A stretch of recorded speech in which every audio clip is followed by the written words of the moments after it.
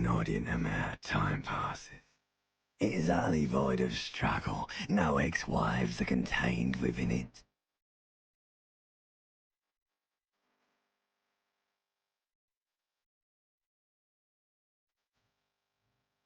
An awareness creeps up on you. A mass lies hidden in your dead angle, soaking in some lurid acidic sauce. It's bloated and shameful, a ball of meat. Ex-love. Ex-tenderness. It is foolish of you to resurface to the loss. Not after all the damage you suffered to get here. Alright, nothing down to fuck all, borough.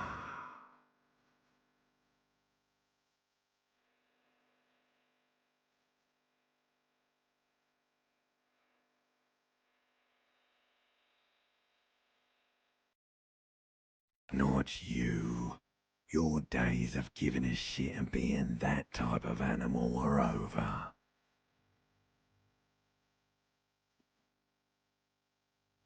Do you really?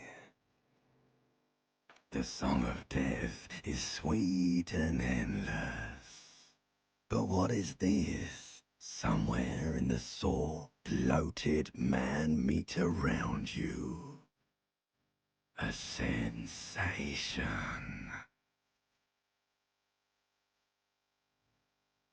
Like a fly to the ointment, your conscience sticks to it. The limbed and headed machine of pain and undignified suffering is firing up again. It wants to walk the desert, hurting, longing, dancing to disco music. You can take it. You're a champion.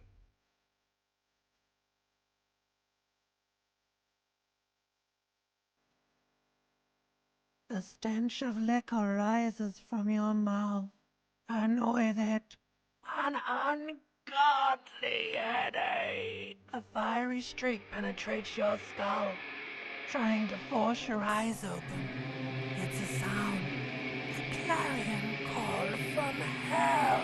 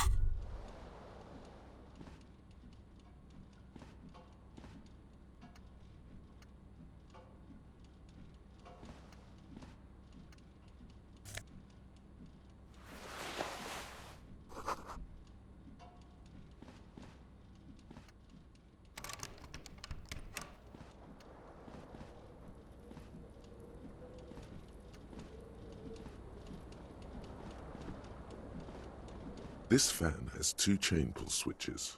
One ends in a tiny fan, the other in a light bulb. A truly horrific necktie has somehow attached itself to one of the blades. Or has it been consigned there as punishment? You feel as though this creature is your friend and wants to reattach itself to your neck so that you may continue your adventures together in this strange world. The blades come squeaking to a halt. It should be easier to reach the tie now.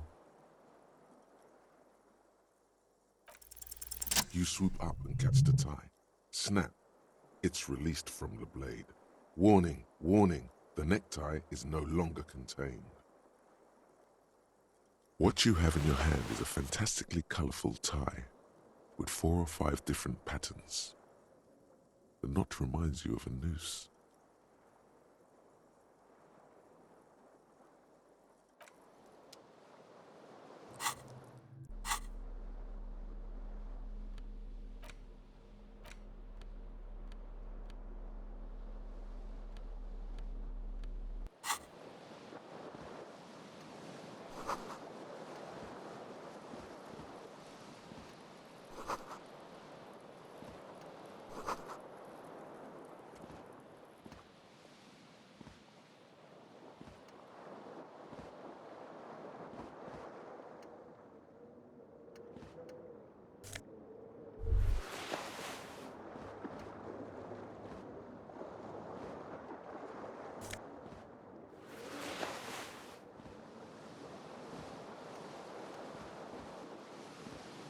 The window stands broken in its frame.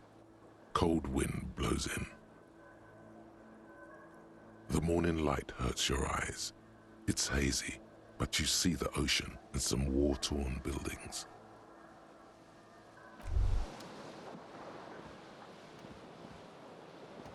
You hear a jingle. Keys are clinking in the pocket of your flare-cut pants.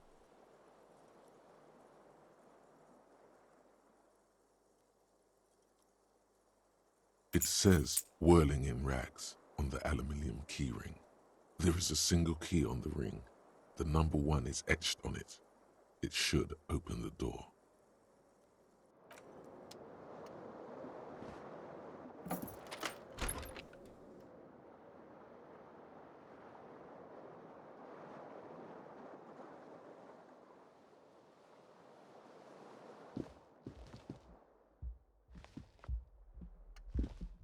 Hello, officer.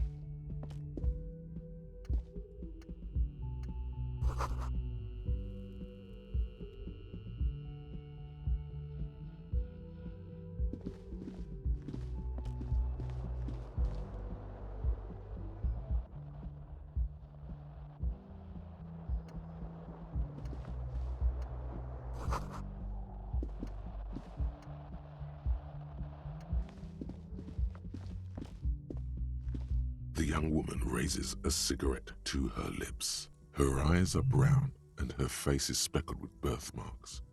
She can't be more than 28.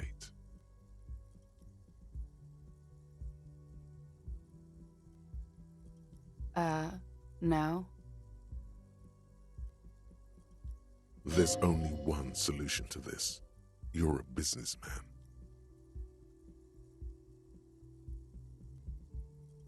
Because you're a police officer, sir.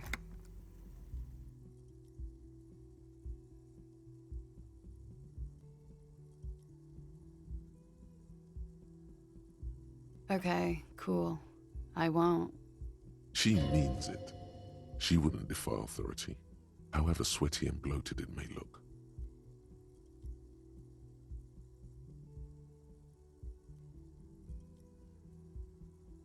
First, I have to ask, are you okay, sir? You look like you're about to throw up. Can I bring you something? She's right. Something wants to come out through your mouth, right in front of her, right here. It makes you put your hand on your stomach and swallow. Sir, you've been here for 3 days. On official police business, no less. Couldn't say. In truth, so far, Mostly drinking.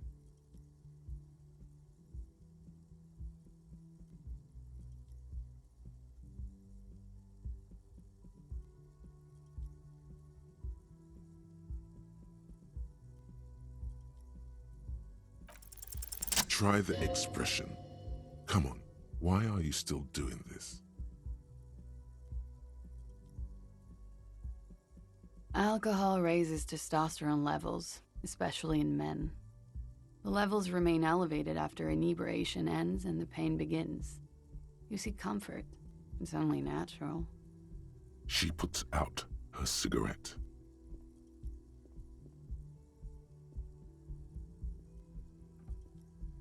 Something stirs in you as she's about to go. Call it an instinct, a need. The need to ask questions. It's like you said the words a million times before. She looks back at you, a light glinting off her eyes.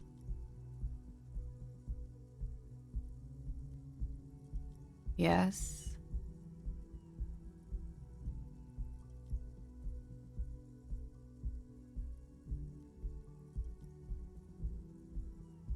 There was the usual ruckus.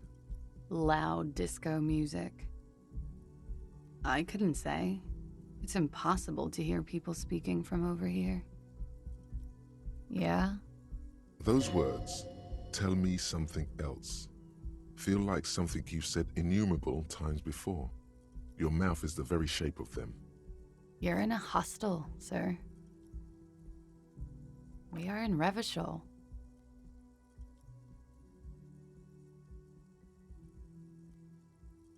You sure look like you're from Revachol. Revachol parties. It's 51. The current century? Centuries don't have numbers, they have names. And this is the current one. Civilization has existed for 8,000 years, sir. You're right. There is nothing funny about civilization. Glad to have been of assistance.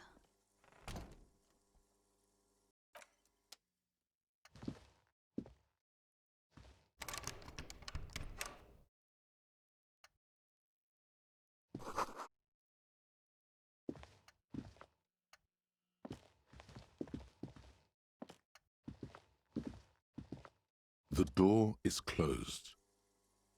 This door can only be opened with a key or from the inside.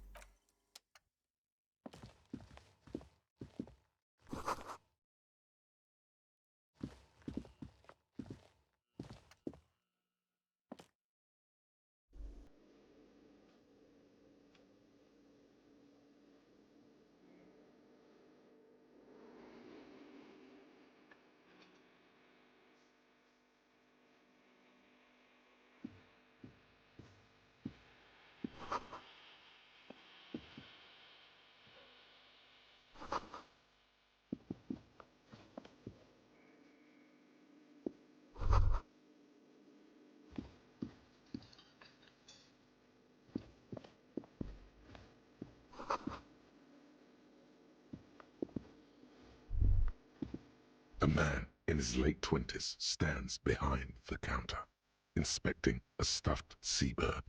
As you approach, he gives you a sideways glance, then looks down again. That was disdain in his eyes.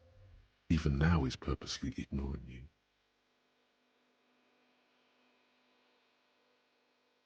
No, I'm not the bartender. I'm the cafeteria manager. He's very animated all of a sudden.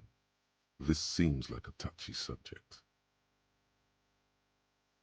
That period of my life is over. Not everyone who stands behind a counter is a bartender, okay? I'm the cafeteria manager. I have 3 cafeterias to manage. 3. Sylvie tends the bar here, not me. I'm only standing in. She just, you know, There's something there, and it's not good. That's all you know for now.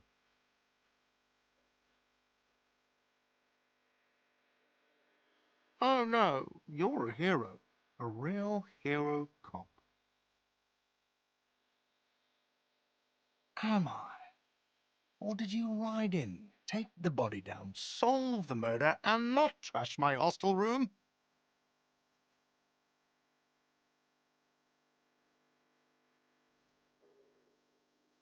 Oh, it's not?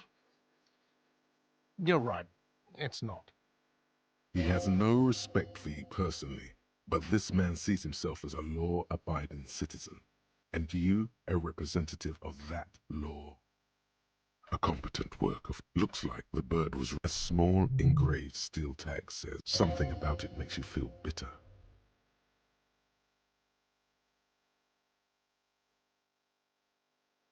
Look, your buddy is over there. Why don't you go and talk to him, okay? He pretends not to hear you, concentrating on the bird instead.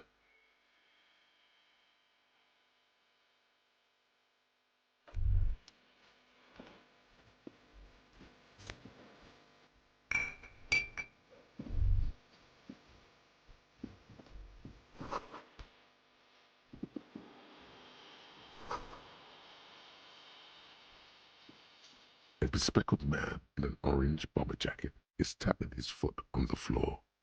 Looks like he's waiting for someone. As you approach, he narrows his eyes and extends. If an assault were launched on this building right now, if the windows came crashing down and the whole world descended upon you, this man would hurl himself in death's way to save you. You on the sleeve of his bomber jacket, as well as on its back, are the same enigmatic white rectangles as on your blazer. He is your half-brother. Hello, I'm Kim Kitsuragi, Lieutenant, Precinct 57. You must be from the 41st. You realize he's waiting for your name. This is your chance to come up with a really good name for yourself. Get creative. Conceptualize.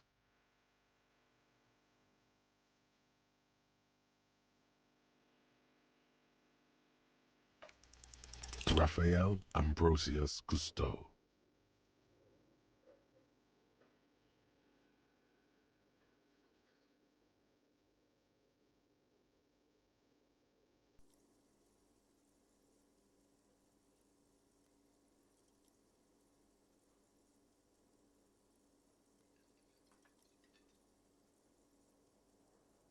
You instinctively run your hand over the multi-patterned silk of your tie. Its slickness gives you comfort and reassurance. Don't worry! Raphael Ambrosius Cousteau is one classy name for one classy cop. Yes, well. It looks like we had a little scheduling error on Sunday. Saturday too, actually. Have you had time to talk to the manager here?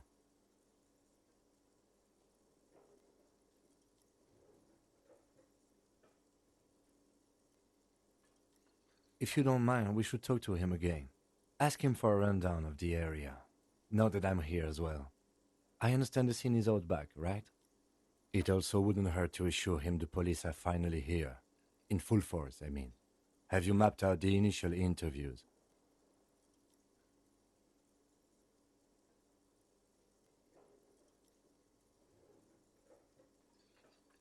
Okay, we'll have time for that after we take a look at the coroner's case. Have you removed the dead body from the tree?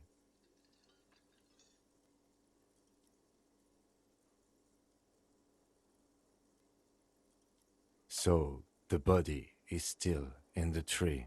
This is the first time you detect a weariness in the lieutenant's voice. It is obvious he would have preferred for the body to no longer be in the tree. Where it has been hanging for 7 days straight. We should go there as soon as we are done talking to the owner.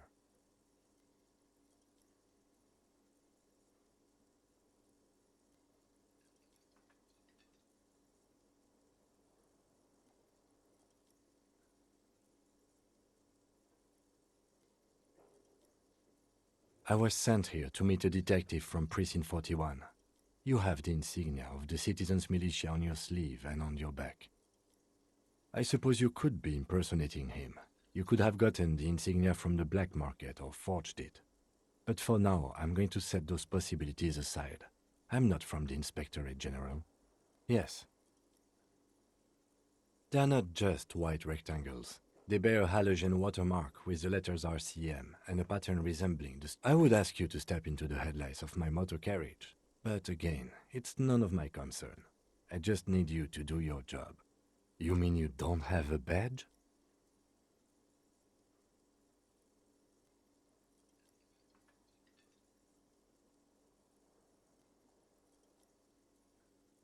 Losing your identification card is a serious matter.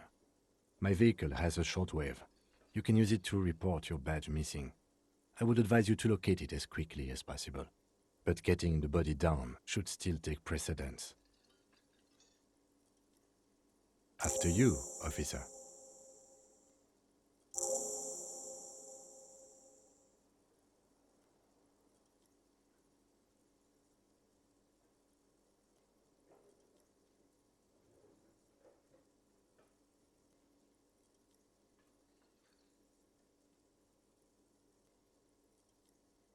Lieutenant Kitsuragi is now in your party. You can talk to him whenever by interacting with him.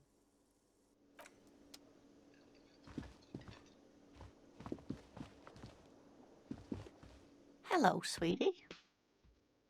Wait, who's Sweetie?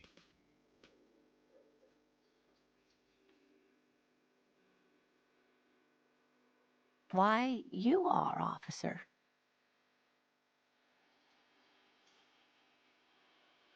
And have you found anyone to be sweet to?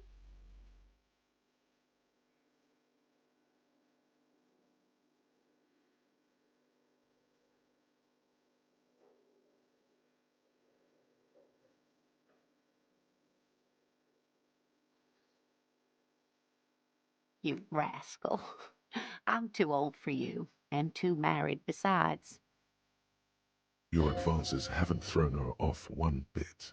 In another place and time, she would have probably welcomed your attention. You must forgive me. I'm getting so scatterbrained. I completely forgot to introduce myself. I'm Lena. My husband Morel and I are staying with our friend Gary just down the street, but I come here for tea when they're away. This Lena is wacky enough for the motley crew. Hire her on the spot.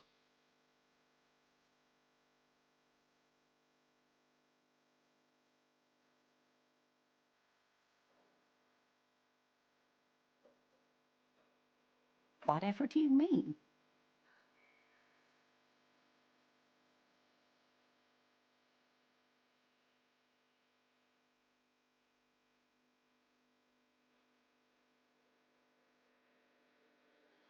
Sequence killers? Oh my. But I think you already have a partner, sweetie.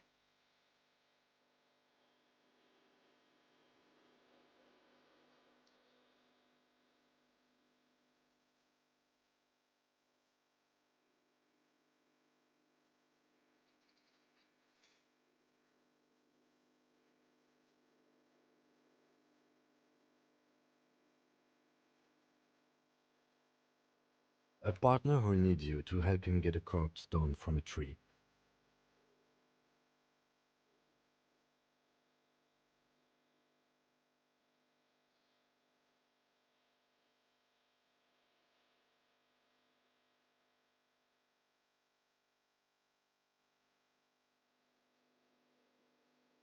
I can assure you with absolute certainty, there are no sequence killings taking place in Martinez. Now, gentlemen, no need to squabble. I wouldn't be of much use to you anyway, sweetie. Thank you, but Martinez isn't the most wheelchair-accessible place, you see. I'd slow you down. Perhaps another time.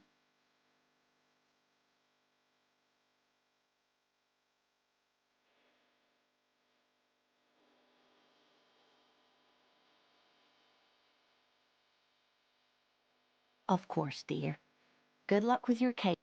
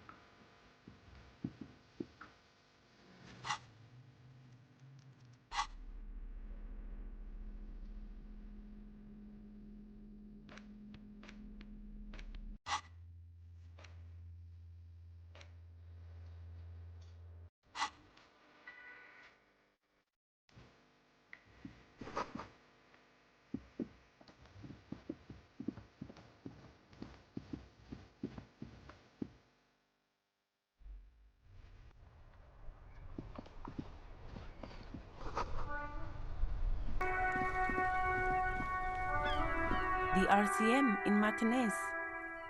What can I help you with? Of course. What can I help you with? Me? I am just a gardener. She hides it well, but behind the sweat and dirt there is something else in her rigid posture.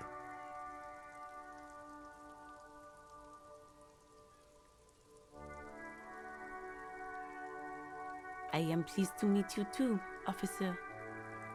Of course. Where to? What do you mean?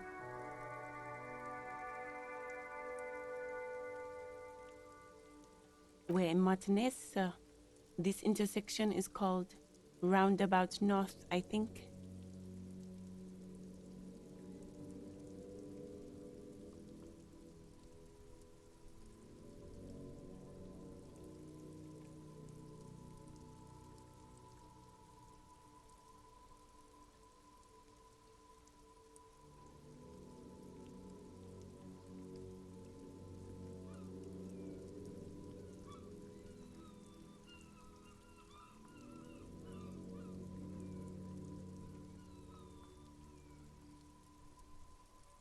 There's the pier, the Capeside apartment buildings, some more tenements.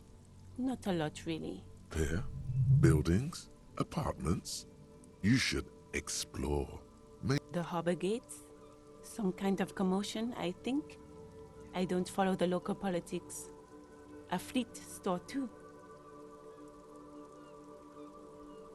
Some shops and a bridge. The canal bridge leads to the coast, but it's broken, I think. Some kind of accident, probably. Just coast. There's a little fishing village there, and a fish market. But that got closed down ages ago. It's just water. No, actually, I think they call it the Martinez Inlet. There are some islands in the bay, but they're hard to reach. No problem. She's very well composed. Back straight. Of course. If there's a corpse, then you're going to need those gloves for the autopsy. Sure, keep them. I have another pair. She must be very diligent about the glove use, because her hands are clean and...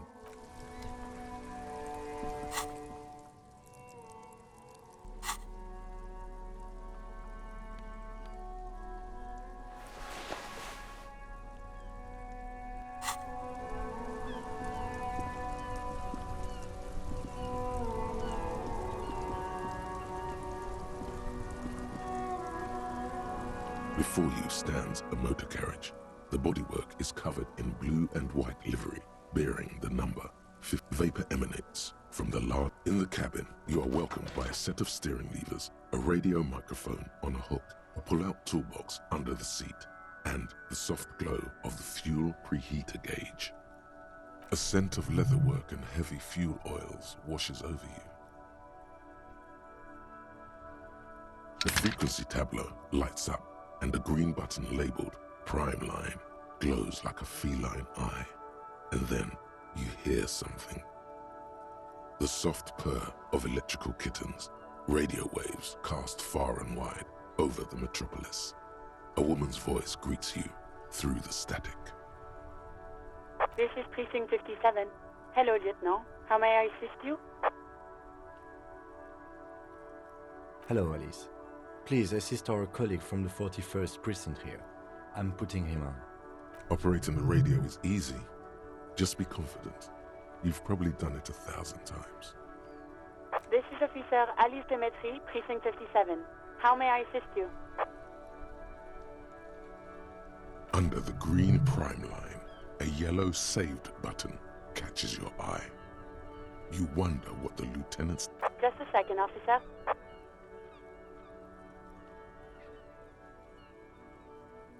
10-2, 10-5. This is 41st. Come in. Over. A scrawny old man sits in a dusty cubicle, smoking, with a large white rectangle sewn on his vest. In front of him is a box-shaped apparatus with an array of wires and antennas. The radio switchboard. 10-4, what's your status? Over.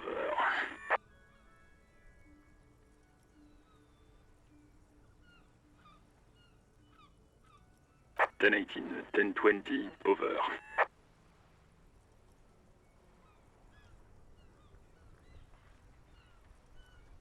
State your message, sir. Over.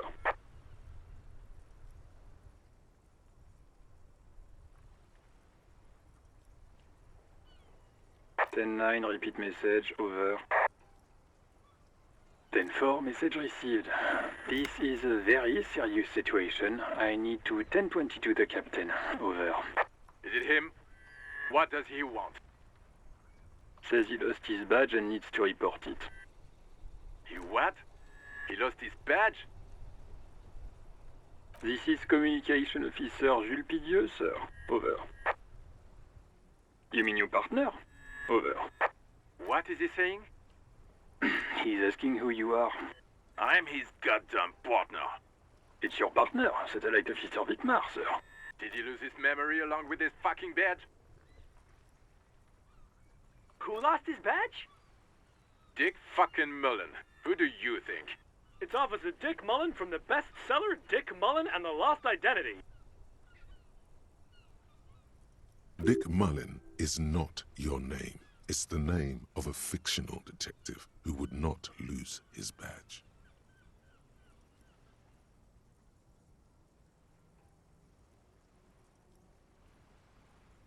Defend yourself. Immediately. They're laughing at you.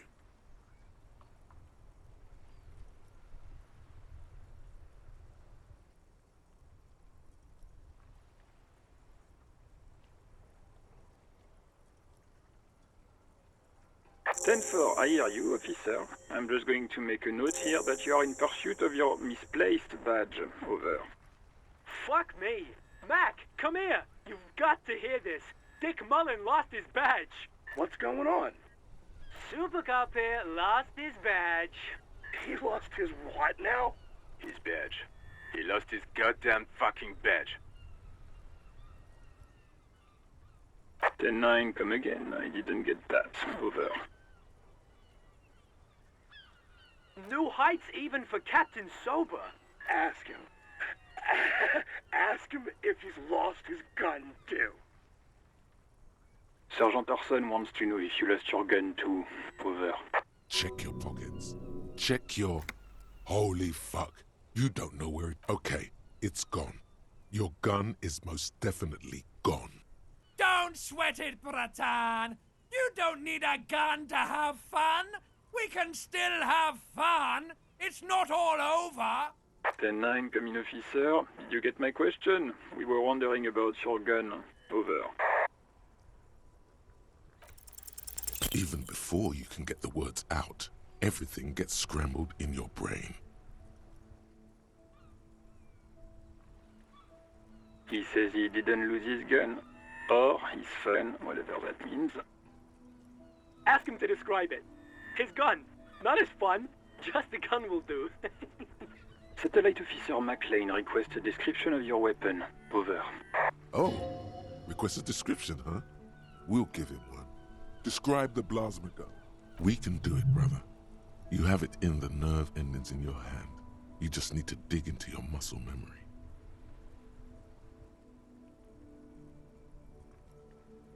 Click, your index finger goes as the thumb cocks the hammer. Click, cock, click, and then nothing. 3-shot, probably. Needs reloading. Break it open. He's describing his paper box all right. Losing his badge is bad enough. Tell him to find it, and fast. We can't have some gangbanger running around with it. We're all glad to hear you've not lost your gun, officer. You need further assistance. Over.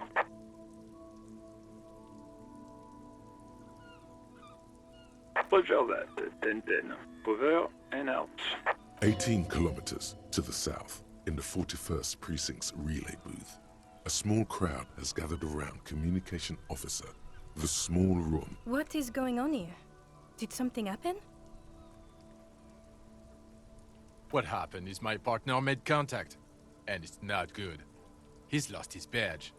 He seemed confused, delirious. Mac, the torso Torson, is finger-fucking his fist, laughing hoarsely and apparently telling some dirty story to his partner, Chester McLean, near the entrance.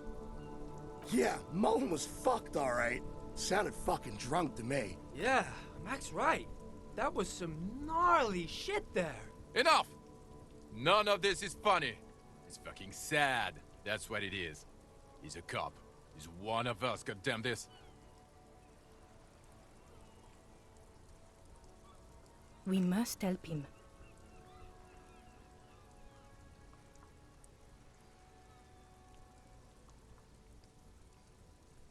Yeah? How do you fucking plan to do that, huh? Get him off the drink? Go jogging with him in the morning and get him on carrot juice? He's a lost man. I just know we can't give up on him when he's at his weakest. He wouldn't. Mac, man the door. You know what he told me? I don't want to get better. I want to get worse. Those were his words. This shit does not leave this room. Not a word of this to the captain, or anyone else. We'll give him a couple of days to put his shit together. I guess I can hold off the report for a few days. Good. Okay, everybody. Nothing but a prank call here. We all got our laughs. Now get back to work. Far north, on the other side of the motorway, the officer quietly hunches with his hand in the motor carriage. A metallic drawer slides out from under the seat and clicks into place. Take what you need, officer. It's going to be a long case.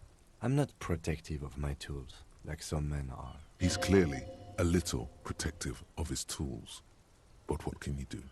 Work is work. The pry bar, useful for opening all sorts. The handle, you can do good work with. It's robust, lets you see things in the dark. The pull-out toolbox slides back into its nest. Preheater gauge casts a warm glow on the white suede feels luxurious under the touch, and the metal clutch handle so very familiar. Your fingers waste no time closing around the handle. Clutch disengaged. Release the handle. Clutch drops. Right foot yearns for the familiar touch of the accelerator pedal. You have synced with the machine's mechanical circulation. You feel an uninterrupted connection to the mechanics. After a while, you realize silence is your only answer. Do what you will with it. Of course it's only in your head. Of course it is. But it almost feels as if the clutch handle is gently squeezing back. The smell of freshly treated, I'm good, cherished and cared for, in the hands of a tending owner at the bottom of the sea. So strange, a dark feeling. The handle is pulled back. In the cabin, you see a set of steering levers, a radio on a hook, a pull-out toolbox, and the soft glow of the fuel preheater gauge. As you tap on the gauge, the indicator pin jerks as if startled. It's in the large orange sector, indicating the engine is warm. Next to the gauge is a red switch labeled heat. There's no use pressing the heat button. It won't start without the ignition key. Alternative translation. Don't even think you can drive my MC. This is the Cupri's Kinema, my motor carriage. You can use the toolbox and the radio if you'd like. Motor carriage, motor carriage. Something bad with a motor carriage. A dark lump rises in your throat. Nothing, nothing. It's probably nothing. Forget I brought it up. Please proceed with the carefree lollygagging. A motorized vehicle, officer. I'm sure you are familiar with the concept. We've had these for nearly a century. The Cupri's motorcar does provide most of our patrol vehicles, yes. But this is different. This is a sports model. You're right. I didn't take you for a motorcar enthusiast. Do you also like tip-top, detective? Oh, I guess it's not for everyone. In the cabin, you see a set of steering levers, a radio on a hook, a pull-out toolbox, and the soft glow of the fuel preheater gauge.